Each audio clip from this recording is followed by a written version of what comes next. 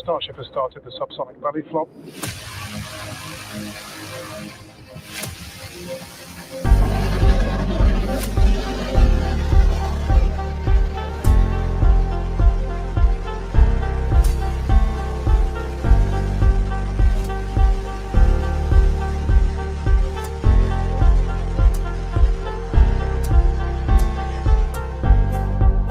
Starship plan. All right, now today's flight test is going to look pretty similar profile-wise to that last one and honestly the last couple. So everything starts off, as always, with liftoff. The Super Heavy igniting those 33 Raptor engines. Super Heavy going to power us through that initial ascent, get Starship on its way to space before we get to the hot stage maneuver. Exactly. The ship will then ignite engines while it's still attached to the booster. That will allow us to separate the two stages. That booster will leave a few engines on for that flip and return back here to Starbase for a catch at the launch tower. And while booster catch is blowing our minds, ship keeps going all the way to space, gets into its suborbital trajectory. Got a couple on-orbit things. We're going to deploy our first test satellites, also going to relight a Raptor engine while in space. That all sets us up then for re-entry. As we have seen on the previous flights, courtesy of Starlink, that re-entry period gives us such gorgeous views. It's like, just a rainbow flow of colors as the ship re-enters the Earth's atmosphere. The ship will relight its engines, perform a flip maneuver for a soft water landing in our targeted location in the Indian Ocean. And that will once again be daylight given our later launch window. So today's flight test will be launching the next generation of Starship. It'll attempt the first payload deployment test, fly multiple re-entry experiments geared toward ship catch and reuse, and of course, the launch and return of the Super Heavy booster back to the launch site right there behind us. Yeah, that's going to be amazing, but ship, kind of the star of the show for a lot of stuff today. A huge block of upgrades to Starship's upper stage are debuting on this flight test, adding more capability. We'll start off up top. Those forward flaps got a redesign. They shrunk in size. We shifted them towards the top of the vehicle, away from the heat shield. That's going to make it significantly less exposed to re-entry heating. And then Starship itself, we made it about 2 meters taller. So we stretched it up to about 52 meters. That allowed us to add 25% more propellant volume, along with a bunch of propulsion upgrades like vacuum jacketing of those feed lines to the engines, an entirely new feed line system for the Raptor vacuum engines, an improved avionics module for propulsion, all that adding performance and the ability to fly longer missions. And just like on Flight 6, tiles have been purposely removed to stress test vulnerable areas. This time we're doing it across the entire vehicle, including in critical areas, as we use this flight to push the boundaries of Starship's capabilities. And for re-entry experiments, multiple metallic tiles are being tested, as you can see there on your screen, including some that have a version with active cooling. Then the vehicle's avionics, its brains, got a complete redesign. Some of the new things, we've got 4 of these upgraded Starlink terminals that combine Starlink, global navigation, and RF communications into a single unit. And then on the sides of the vehicle, we have these catch fittings. They're non-structural, but we're going to be able to see how they perform thermally during re-entry. We also smoothed part of that tile line to address some hot spots that we saw during entry on the last flight. Now the ship and the booster, they weren't the only thing to get some upgrades. On the ground side, several radar sensors will be tested on the tower catch arms as we experiment with additional ways to measure distance between the arms and the vehicle while we prepare for ship catch. Now, this is just a handful of the many upgrades included on this flight that make this the most capable Starship that we've flown so far. And then something really cool has me super excited. We're going to be deploying 10 Starlink simulators that are similar in size to our next generation Starlink satellites.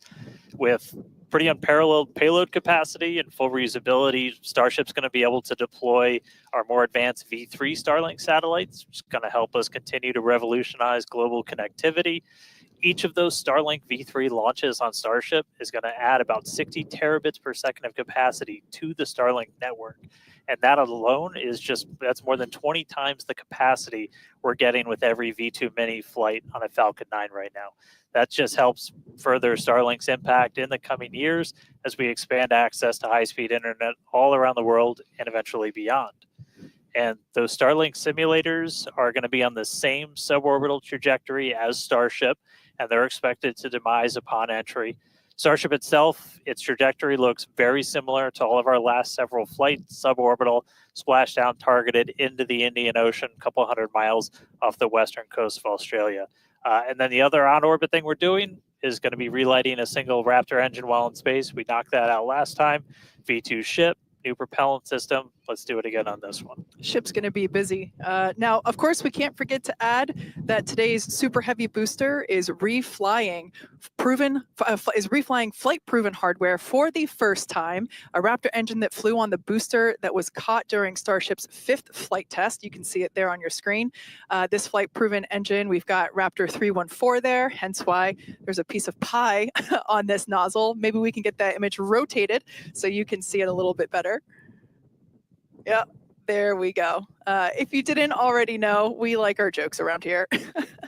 So that's what we have planned for today's flight test. And so far, everything is on track as we continue to count down. We're now within 23 minutes of launch. We're at 22 minutes and 52 seconds. Everything continues to look good. Still a little breezy, but that's okay for us. Yeah, we set up our desk in a wind tunnel today. It's probably windier here than it is anywhere else, but weather's cooperating, really clear skies, no rain today, still well within our limits for booster launch or catch.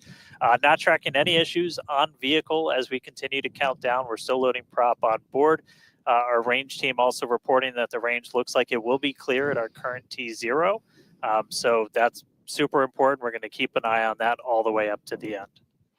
As for what we've already done with the vehicle leading up to today, we stacked the vehicle over the weekend. We lifted the ship on top of the super heavy booster.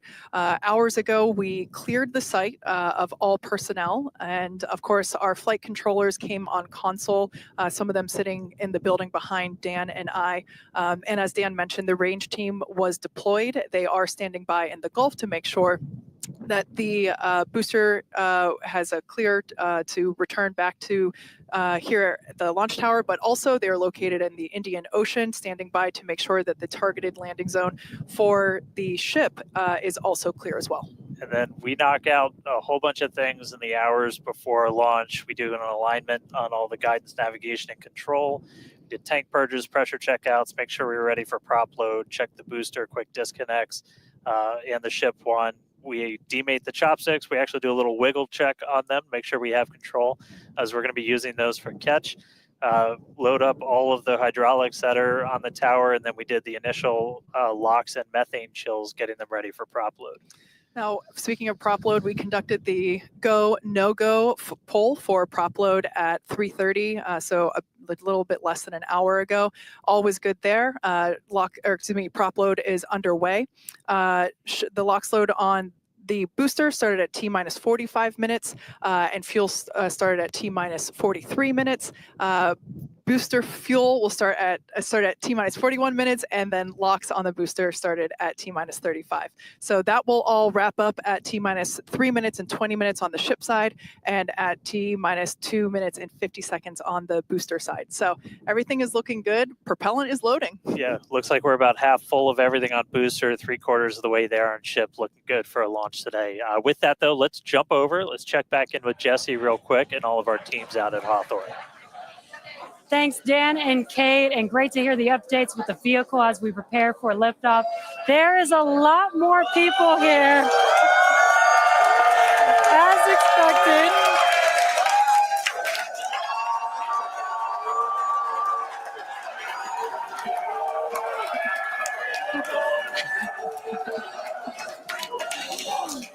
Love it. All the Raptor engines are built here, so there's a lot of that team here in the crowd. So they have a strong connection to the Starship flight today. Every flight test gets us closer to a fully operational Starship, which gets us closer to our ultimate goal to make humanity a multi-planetary species. To establish cities on Mars, we're going to need high-cadence, low-cost flights for cargo and crew. As the only fully reusable rocket with this kind of capability, Starship is the only vehicle in development that will be able to unlock our multi-planet future. Starship uses a first-of-its-kind on-orbit propellant transfer to refuel in orbit in preparation for these long trips. With milestones like ship catch and in-orbit prop transfer coming up, 2025 promises to be huge for Starship and our journey to Mars, with our first trip currently planned for the end of 2026. Between the reusability, low cost, and heavy lift capabilities, this all comes together to help us deliver up to 100 people at a time to destinations both near and far, and to deliver payloads farther and at a lower cost than any other vehicle. We'll be able to launch more massive payloads than anything else flying or in development today, capable of sending things like giant space telescopes or the next generations of space stations into orbit on a single launch. So while today's flight is just a test, the future is much closer than we realize. But one flight test at a time. So let's head back to Dan and Kate for a closer look at Starship. Thanks, Jesse. Starship features two major parts: the ship, which has 6 Raptor engines, and the Super Heavy booster, which has 33 Raptor engines. The Raptor engine is a reusable methane-oxygen staged combustion engine that powers the Starship system and has twice the thrust of the Falcon 9 Merlin engine. Now, just like we saw flights 1 through 6, the current iteration of Starship is an experimental vehicle flying for development. As we mentioned earlier, today's flight is debuting a ton of upgrades that we've had in the works in order to increase Starship's reliability and performance. Several of these upgrades will also unlock our ability to fly longer missions, something that we'll want to do as we start doing orbital flights around Earth. And then to get an even better sense of just how big Starship is, we can start here. Let's take a person about 2 meters tall. Towering over that, you got your Millennium Falcon clocking in at 35. Just above that, we've got a Falcon 9 rocket, payload fairing attached. Double that height, you're up at 70 meters. And then topping it all off, nearly twice the size, it's a fully stacked Starship up to 123, got 2 meters taller. Altogether, the ship, 52 meters, Super Heavy boosters, 71. And what's super fun is we're going to make ship and booster even taller in the future. Which is crazy, because turning around and looking at it and thinking that it's going to be bigger, that's mind-blowing. Make the ship as tall as the booster. Now, moving up the rocket, the ship features 6 Raptor engines. 3 optimized for sea level performance and 3 optimized for vacuum performance. Raptor Vacuum, or RVAC, is a similar design to the Raptor engine, but features a larger exhaust section and a larger expansion nozzle to maximize the engine's efficiency in space. Our upgraded ship that we're debuting today carries about 300 more tons of propellant than the last flight's ship, bumping it up from 1,200 metric tons to about 1,500 metric tons. It's a lot. The ship is designed for vertical takeoff and landing on any hard surface. Now, the ship is also outfitted with newly redesigned forward flaps that are used to aerodynamically control the vehicle's attitude during atmospheric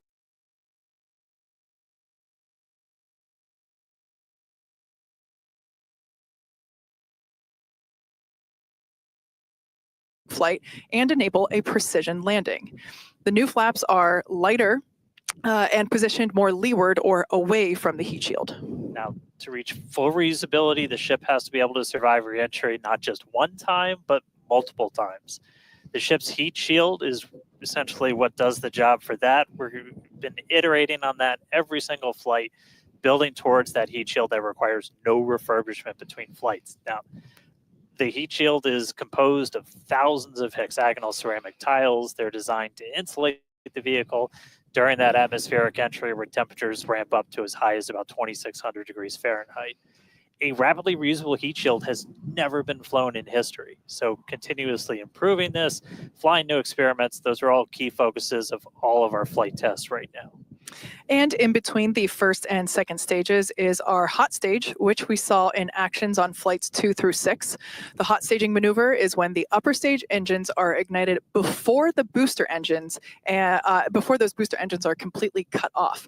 With hot staging, the rocket never stops accelerating during separation, so it's more efficient than traditional stage separation. One of the hallmarks of Starship flights are the incredible views that we get throughout flight, of course, courtesy of Starlink. Every day, we're working to expand the Starlink network, both on Earth and in space. Here's Jesse with more. Fans of Starship may know that Starlink enables us to bring you lots of unprecedented views, both from space and here on Earth. In addition to the dozens of cameras on Starship itself, we also have mobile Starlink camera kits deployed in the Indian Ocean, connected to our aerial assets and all around Starbase, which all come together to help tell the incredible story of Starship, both on and off planet.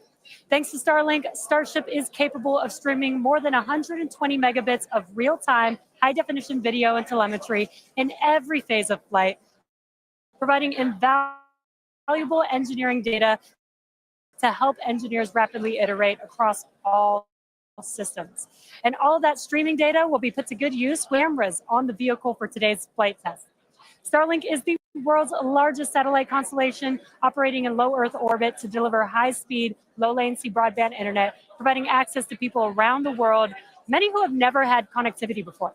Starlink now serves more than 119 countries, territories, and other markets. And here at SpaceX, we've been developing Starlink's communication capabilities not just for humans on Earth, but for astronauts in space. Our recent Polaris Dawn mission, we deployed a high-speed internet connection in Dragon for the very first time. Here's a quick look at how that went. Starlink is an amazing confluence of programs at SpaceX. So we have a whole corner of the company that owns and operates a multiple thousand satellite constellation to provide internet to people on Earth. So Dragon was modified for Polaris Dawn to have a laser and a starter at the trunk. And then it will obtain internet, both uplink and downlink, through that laser link. And it's connected to a Wi-Fi router, just like you would have in your house. Getting online with Starlink was super easy. It was just like getting online at home, and even easier, perhaps. It just connected automatically and then worked seamlessly. And then it was just internet in space.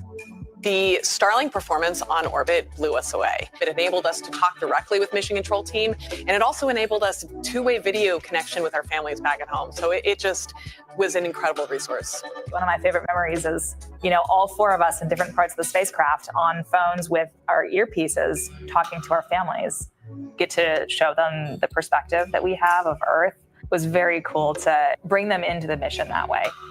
I was able to show my kids and my husband, what it looked like to be floating in space. I got to show them out the window. Well, my husband even exclaimed that at one point we hung up the call and he called back and I answered and he was like, I called space. Starlink on Dragon is something that we want to include because we have this company within SpaceX that has space-based internet. So what not a better way to test space-based internet in space? From connecting astronauts in space to providing high-speed internet to more than 4.6 million active customers here on Earth, the Starlink team is laser-focused on expanding coverage, increasing speeds, and lowering latency so that we can connect as many as possible around the world and beyond. Last year, we activated Starlink in 27 new markets and are now covering a global area home to 2.8 billion people, including those who live in some of the most remote places on Earth. To meet the growing global demand for high-speed internet, SpaceX opened a new 700,000 square foot factory in Bastrop, Texas, and introduced Starlink Mini as well as an upgraded version of the Starlink Standard Kit. The SpaceX team also achieved an unprecedented launch cadence, conducting 134 Falcon launches, with 89 dedicated to expanding the Starlink constellation. With each launch, Starlink adds more capacity to the constellation and continues to expand its coverage, connecting even more people in underserved and hardest to reach areas of the globe. Now, while our mission to connect the unconnected is far from complete, you can check out some of the Starlink team's highlights from 2024 and learn more about how our customers are furthering Starlink's impact around the world at starlink.com/stories. And a little bit closer to home, we do have a few updates for those impacted by the fires here in Southern California. So far, the Starlink team has provided about 1,350 free kits to fire departments and other disaster response organizations from down in Orange County all the way up to Malibu. That is in addition to applying free Starlink service for thousands of customers impacted by the fires all across the Los Angeles area. And just as critically, since enabling our direct-to-cell satellites with T-Mobile, more than 120,000 text messages have been sent, allowing those in impacted areas to reach loved ones, text 911, or receive emergency alerts. I've never been prouder to be an employee at SpaceX for moments like that where we can help the people and community around us. Make sure to follow at Starlink on X for updates as we continue to work with local response teams, and check out starlink.com/LA wildfires for more information on these efforts. But back to today's flight test, one of our objectives is to return the booster to the launch site where it will be caught by the tower as we did on flight test 5. So let's head back to Dan and Kate.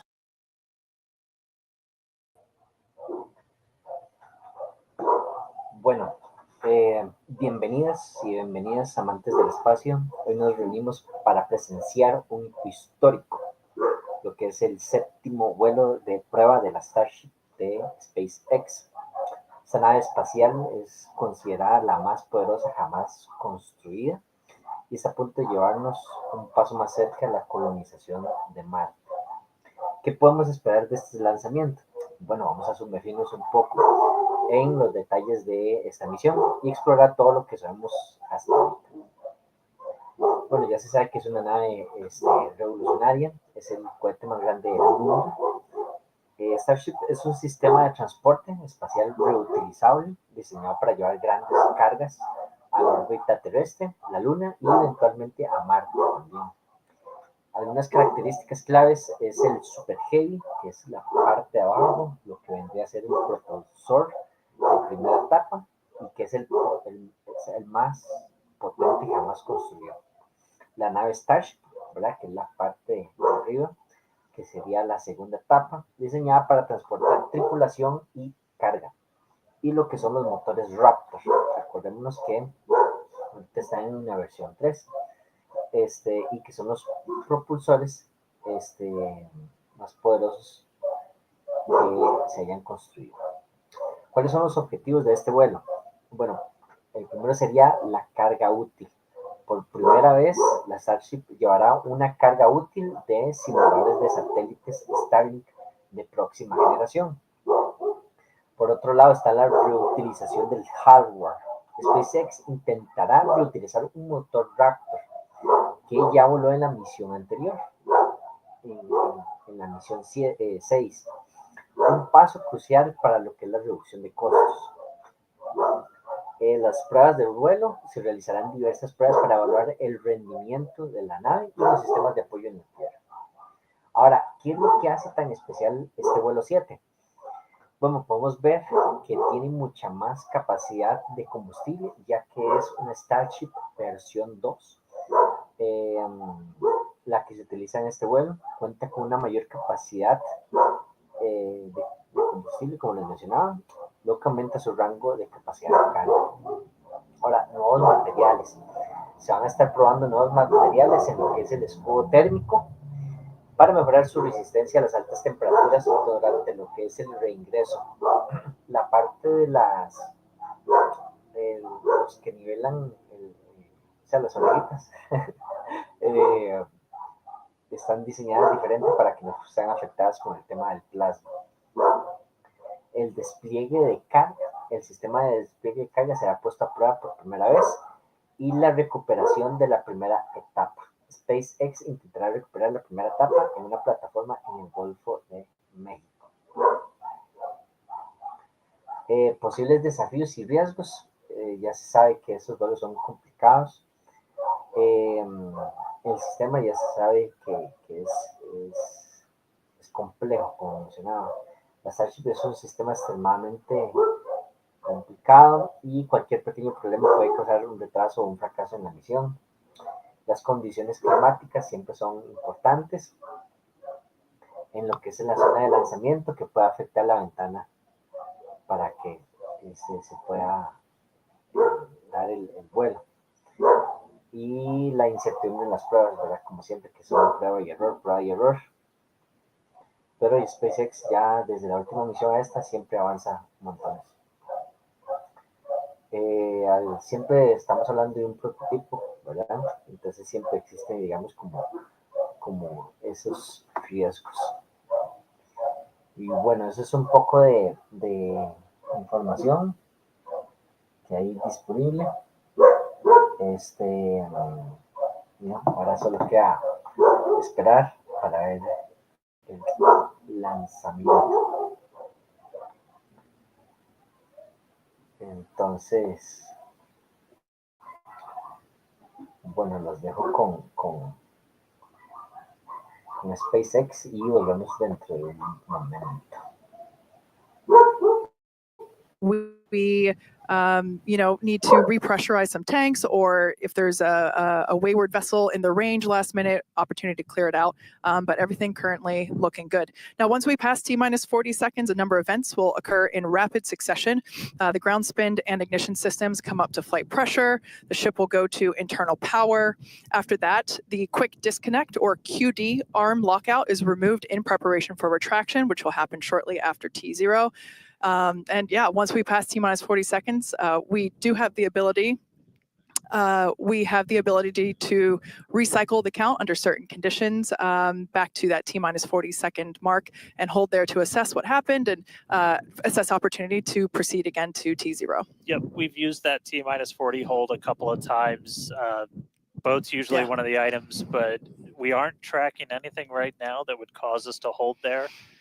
We can hold there for several minutes. Main thing you're watching at is you set a clock because your temperatures will change and the fuel in the locks, everything pretty quickly. So you've got a couple of minutes that you can hang out and figure things out. There are items that if we pass them, we're scrubbed for the day. One of the main ones is that flame deflector. At the bottom of the launch mount, water begins flowing for that at the T-minus 10 second mark. If we scrub at any point after that, we'll be done for the day.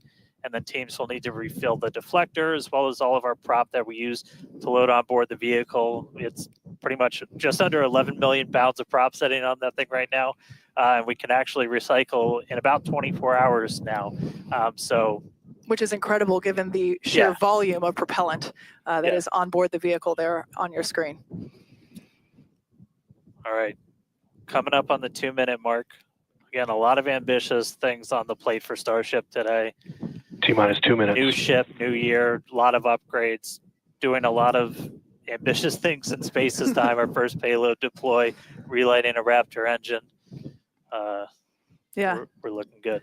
So as we mentioned before, we have an opportunity to hold at T-minus 40 seconds, not tracking any issues at the moment that would be necessary right now. So fingers crossed we can pass through that checkpoint without stopping. But the folks on console are continuing to evaluate the launch commit criteria, making sure that the winds are within limits as well as any other weather restrictions. But man, compared to yesterday, this is a textbook gorgeous day. Oh yeah, little breezy today, but we got clear blue skies for a launch today.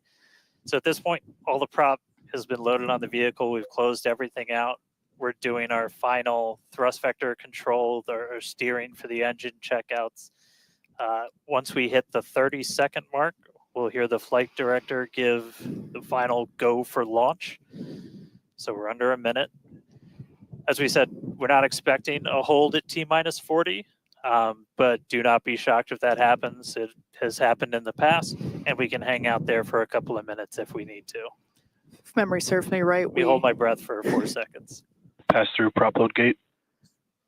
All right, we passed right through that prop load gate. Hot diggity dog. All right, so we're going to let our flight director, Tayani, to take flight it away. Go for launch.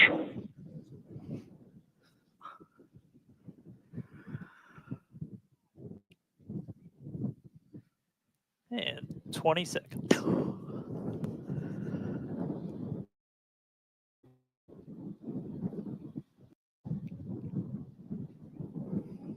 minus 10, 9, 8, 7, 6, 5, 4, 3, 2, 1.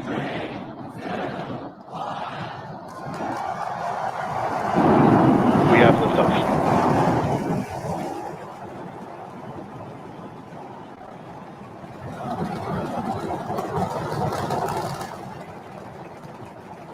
Vehicles pitching downrange.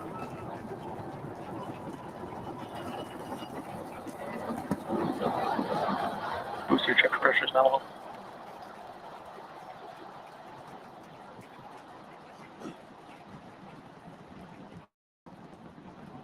All right, we're more than 30 seconds into flight. Telemetry showing 33 out of 33 engines as it's pitching downrange.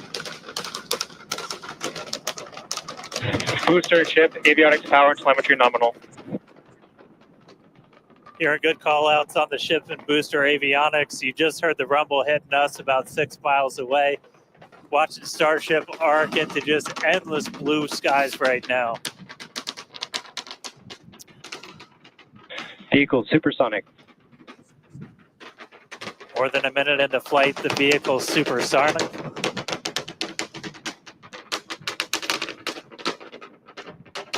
Max Q.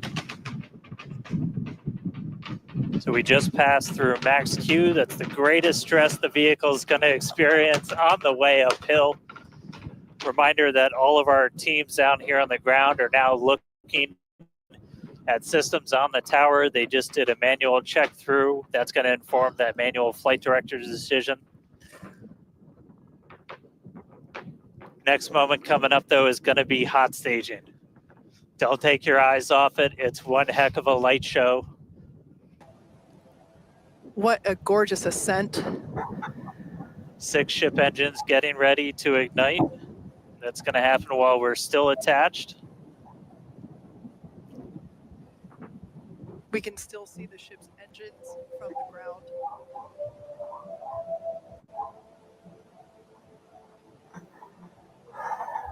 Kilómetros de 30 altitud. seconds away from that. We are hearing good call outs on the tower preparedness manual checks. Reminder though, we've still got automated checkouts on the booster and the ship itself. As of right now, Todavía se pueden ver los motores de Super Heavy desde tierra. looking go for a catch. That is Ok, incredible news. se apagó. We just heard the call out for booster Alright, engine cut off. Engine startup. Most engines cut off down to those Stage middle separation. 3. Hot stage. Boost back current startup. Súper bien. ¡Ay! Hay un motor que está apagado, pero yo creo que no hay inconveniente. Alright, hot stage confirmed. We've got a booster hopefully on Hay un our motor que way no funciona. back to us, and a ¿Cuál ship será? now making its ascent burn into space. How's it going in Hawthorne, Jesse? It's great over here. You can hear the crowd screaming for every milestone. The booster is now making its way back down to Earth. Looks like we have 12 of those 13 engines ignited. Y vi con los demás, We're using podría the engines bien, that actually bien, gimbal. We So are go for booster return. ok, apagaron los demás, excellent dejaron call solo out los there. tres We del are centro. go for booster Ship return. avionics, power and telemetry nominal. There's a lot of criteria that needed to line up to ensure that we could have a Boost safe back current shutdown. Ok, booster catch, and it sounds like we got ¿ya the se go for apagado? that. Y, And there you can see on your screen, we had the wow. we just jettisoned the hot stage, and there's a great, excellent view there of the hot stage floating away from the super heavy booster. Ok, Now we've shut down the engines for that boost back burn. That confirms boost back burn is now complete. That was the first of 2 burns required for the vehicle to make its way back down to Earth. And next coming up will be the landing burn. That's going to be 13 of those center engines igniting again. And that will then go down to, from 13 down to 3 engines just right before we touch down for that booster catch. Now, reminder, our stage 1 objectives are to have a controlled ascent, stage separation, as well as a controlled boost back burn and hot stage Well, so we're looking good for that so far. Some great views there from the ship of Earth. That looks incredible.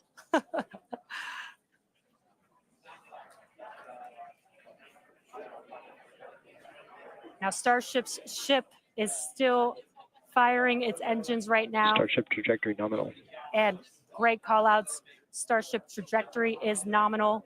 You can follow along the telemetry, the altitude in the bottom left-hand corner for the Super Heavy booster, as well as the bottom right-hand corner for the ship. And these views are just amazing.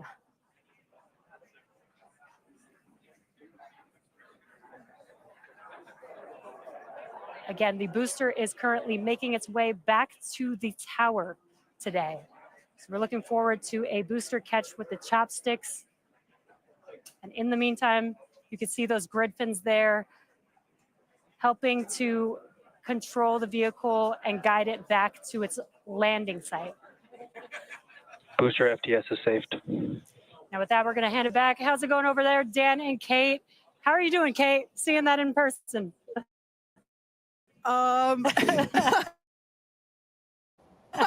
You know, Dan had to take that entire segment because I couldn't talk. That was incredible. There it is. We can see the booster coming back in now through the plume. At least it looks that way to us. It's incredible that it basically returns.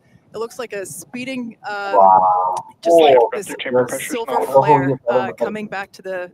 Once again, we are standing by for attempting to catch the booster at the tower. This would be the second tower catch. Booster Landing burn. burn. Seeing 13 engines. Booster now hovering as it aligns with the tower for catch. Booster coming in. Get ready for that boom, Kate. Down to 3 engines. Booster landing. Never go ahead, caught the booster.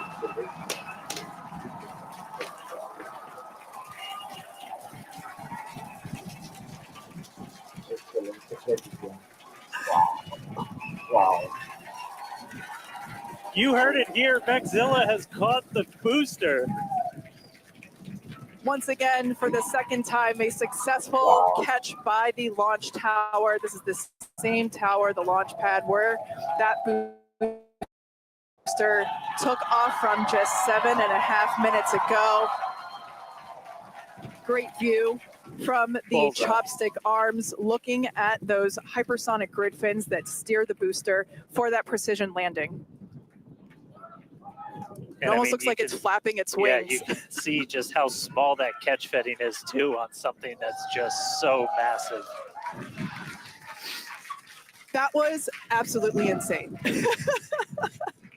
Meanwhile, we're not done, but wait, there's more. Wow, that is just absolutely stunning. And this, of course, a gorgeous view there from a tower looking down at the top of the booster.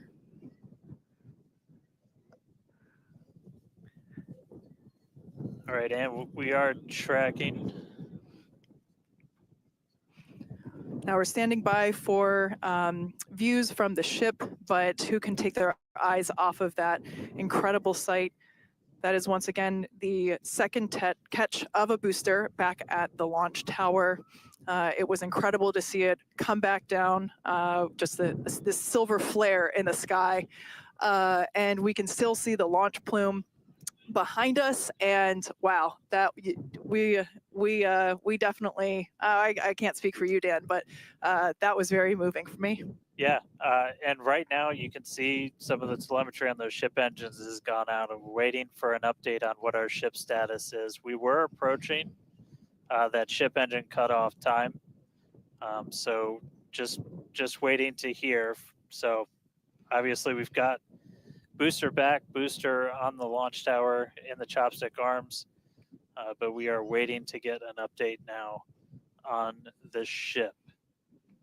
As we were expecting ship engine cutoff about 40 seconds ago. We saw some of those engines start to go out prior to that point. And so right now we are just standing by to try and get the latest word on where we are with ships. So stick with us for just a couple of minutes as we wait to hear some updates. Now, if you just recently joined us, you might want to hit rewind and go back about 9-10 minutes ago to when Starship lifted off from the launch tower that you see there.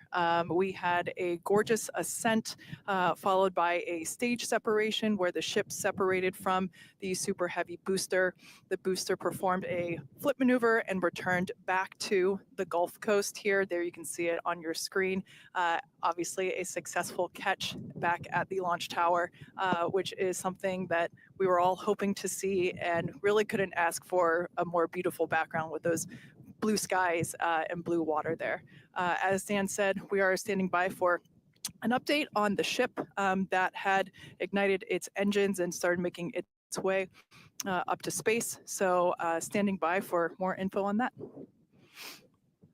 But wow, what an experience to see that take off and for that booster to come back.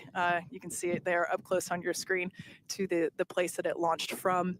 Once again, there were thousands of catch commit criteria, which is basically just all the things that we have to assess and evaluate and basically make sure that they are make sure that everything is clear and acceptable conditions, both on the vehicle side as well as the tower side in order to enable that catch. So obviously from the last two flights that we have done where the flight 6 we attempted but had to divert into the ocean, and then on flight 5 we did have the first ever successful catch of the booster. We used the learnings of those two flights to hone in that catch commit criteria, and we saw success today, which is pretty awesome. And just a quick status check. So we currently do not have comms with the ship. So trying to figure out exactly when that happened and exactly what happened. So obviously the flight controllers right now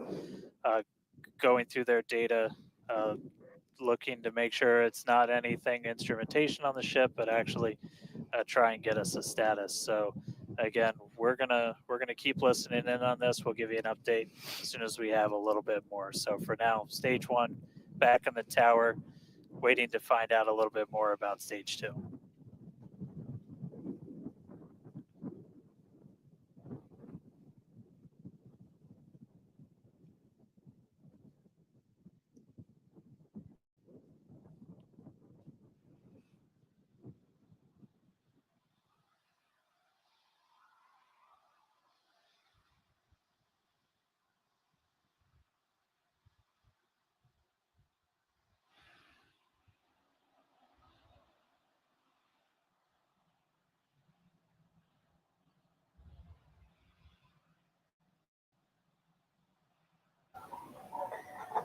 Bueno, y al parecer, no, la voz de los locutores no era muy contenta, por decirlo así. O sea, era una voz más afligida. Y al parecer se perdió telemetría con Starship.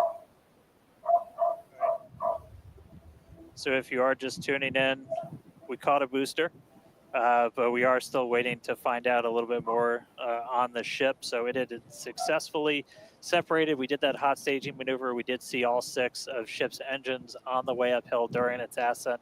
But as we were getting to the end of that ascent burn, we saw engines dropping out on telemetry, and we have since lost contact with the ship. So again, we're still listening in on the loops, trying to figure out how much we can get right now. But again, stick with us. We'll bring you updates as soon as we hear them. Really exciting. We were able to catch the booster today. Obviously, we want to... como intentando entender qué fue lo que pasó con el booster, con el Starship. Give you some updates as soon as we hear a little bit more about the ship. For those that didn't catch earlier, this was a new version of the ship. This was its debut flight. So a lot of learnings here for sure as we continue to tune in and listen in with the teams and try to gather more information to understand where we stand with the ship. But as Dan mentioned before, teams are trying to make sure that it's not an instrumentation error. We want to find out if it's, did we just lose communication or did something else happen with the ship? So teams are actively working, trying to figure out what we can find out, and we're continuing to listen in and find out more information to share as we can. But as we said before, and you can see it there on your screen, what a beautiful, beautiful sight to see another booster back at the launch tower. That was successfully caught just minutes ago after sending the ship off into space, and having seen it for the first time with my own eyeballs in person, it was pretty awesome. And yeah, the thunder-like sonic boom was really fun to experience. Yeah. So we are getting a little bit more. So we did lose all communications with the ship. So I mean that is essentially telling us that we had an anomaly with that upper stage. So we were just coming up to the end of that ascent burn for the ship when we stopped when we started to lose a couple of the engines. We saw those dropping out, and then we did lose telemetry from the ship. So that means we didn't have contact with it. So at this point, we are assuming that the ship has been lost. So this was a brand new vehicle, essentially. This was kind of an upgrade version. So with that, there's a lot of things you're upgrading, but there's a lot of things you're going to learn as all of those systems are now interacting with each other for the first time. But at this point, we did lose the upper stage of the ship. So again, we're gonna listen in and try and figure out a little bit more about what happened. And obviously, we'll do kind of a full breakdown once we get smarter ourselves in the coming hours and days as well. For sure. Now, for those that have recently tuned in, we're now a little over T plus 16 and a half minutes after liftoff. We do believe that we have lost the ship during its ascent phase. It's successfully separated from the Super Heavy booster, but during that ascent phase, a couple of the engines dropped out, and then shortly thereafter, we lost communication with the vehicle. So we are assuming that we have lost the ship, but we are standing by to confirm that, and once we can, we will. But this was a new version of the ship, of Starship, and it was intentionally designed and flown in order to basically test the envelope, as we have done with every one of these test flights. The key word there being test, and really trying to understand the boundaries. Se perdió la Starship en la zona de ascenso.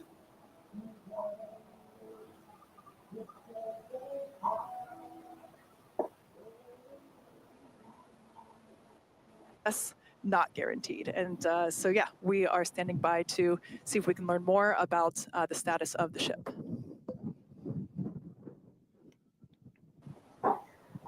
Bueno, este envío llegó a su final. No, nos quedamos con las ganas de ver la reentrada de la versión 2 de la Starship. Una lástima. No mencionaron si los dispositivos para eliminar la nave se activaron. Pero bueno, así es esto. Ahora hay que esperar nuevas noticias de SpaceX y sería para la prueba 8, para que salga todo bien. Pero una lástima, sí. Bajarlos con imágenes de SpaceX y finalizo el envío. Muchas gracias por ver y a las futuras personas que también vean el envío. Pura vida a todos y todas.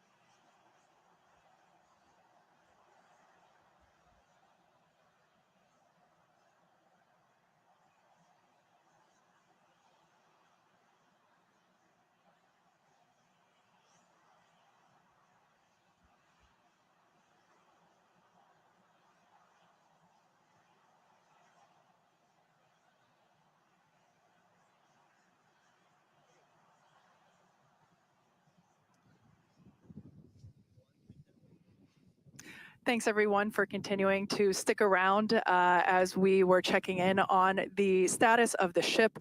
At this point in time, we can confirm that we did lose the ship. However, Starship, the total vehicle, did have an on-time liftoff at 4:37 p.m. Central Time from the launch pad just behind us at Starbase Texas.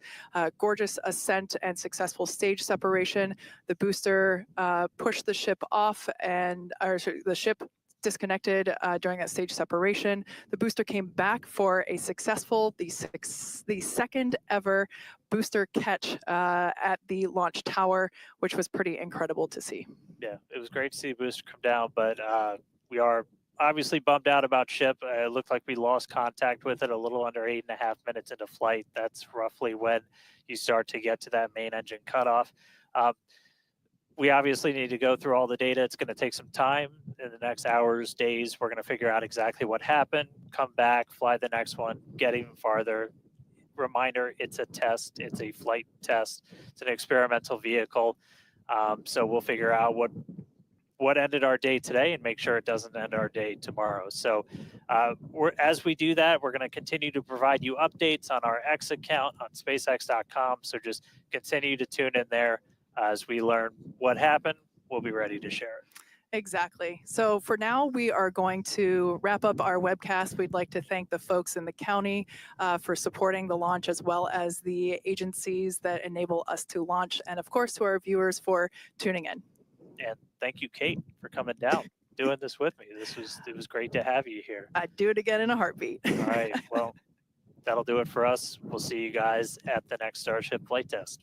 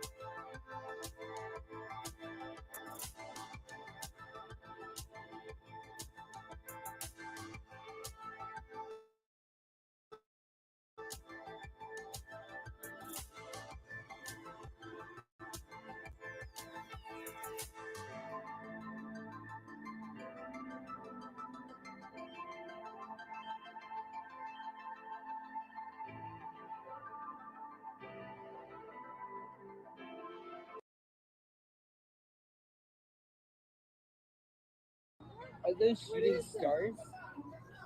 What is it? What are those?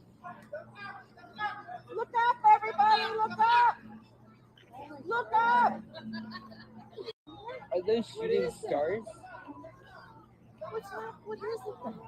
What are those? Look up, everybody! Look up! Look up! Are those shooting stars? What is it? What are those? Look up, everybody! Look up! Look up! Are those shooting stars?